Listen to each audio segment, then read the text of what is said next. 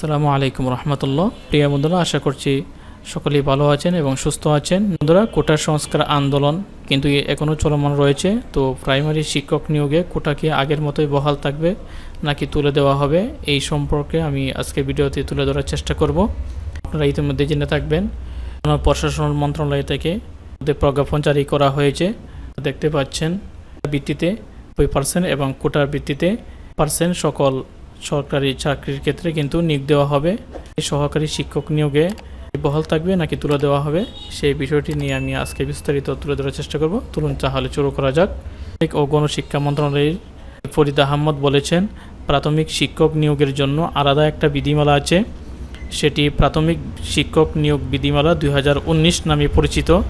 এটি প্রজ্ঞাপন নয়, বিধিমালা। আইনের পর বিধিমালা, বিধিমালার পর প্রজ্ঞাপনের পর অফিস আদেশ।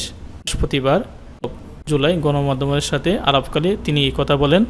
আরও বলেন, নিয়োগ বিধিমালাতে যেসব বিষয় আছে সেই বিষয়গুলোর সঙ্গে সরকার এখন যে চাকরির বিষয়ে প্রজ্ঞাপন দিয়েছে এটা আমাদের বিধিমালার সঙ্গে সাংঘর্ষিক না। এর বিধিমালাতে কোনো সামঞ্জস্যতা নেই। বিধিমালা স্পষ্ট, যেমন অনুপাত 20 এই বিভাজনের কথা বলা আছে। এটাও বলা আছে যে তার কোটা সংক্রান্ত প্রজ্ঞাপন জারি করলে সেটা অনুসরণ করা হবে। যখন নিয়োগ হাত দিব তখন যদি আমাদের কাছে কোনো কনফিউশন মনে হয় তখন আমরা জনপ্রশাসন মন্ত্রণালয় ও আইন মন্ত্রণালয়ের মতামত নিব, সেই অনুযায়ী নিয়োগ কার্যক্রম চালাবো। সরকারি চাকরির সব গ্রেডের 1% কোটা কার্যকরের নতুন সিদ্ধান্ত গত মঙ্গলবার থেকেই কার্যকর হয়েছে। সরকারের দপ্তরে নিয়োগ বিধির কারণে এখনও কার্যকর রয়েছে বিভিন্ন বিশেষ কোটা। মানে সরকারি প্রাথমিক বিদ্যালয়ে সহকারী শিক্ষক পদের 11% নারী কোটা আছে। তো এটাই হচ্ছে লক্ষণীয় বিষয়। দেখতে পাচ্ছেন, বিদ্যালয়ে সহকারী শিক্ষক পদের 11তম গ্রেডে 1% কিন্তু নারী কোটা এখনও রয়েছে।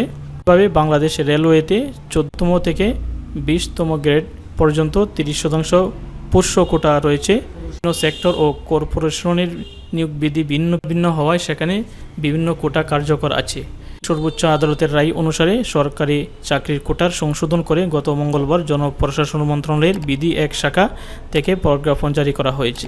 জনপ্রশাসন মন্ত্রণালয়ের সিনিয়র সচিব মোহাম্মদ মেজবাহ উদ্দিন চৌধুরী স্বাক্ষরিত এই প্রজ্ঞাপনে জানানো হয়েছে, সরকার এই মর্মে আদেশ জারি করছে যে সমতার নীতি ও জনগ্রসর জনগোষ্ঠীর প্রজাতন্ত্রের কর্মে প্রতিনিধিত্ব লাভ নিশ্চিত করতে সরকারের বিভিন্ন প্রতিষ্ঠানে, অর্থাৎ সরকারি, আধা সরকারি, স্বায়ত্তশাসিত, আধা স্বায়ত্তশাসিত প্রতিষ্ঠান, স্বশাসিত ও সংবিধিবদ্ধ কর্তৃপক্ষের এবং বিভিন্ন পৌরসনের চাকরিতে কর্মে সরাসরি নিয়োগের ক্ষেত্রে সকল গ্রেডে কোটা নির্ধারণ করা হলো।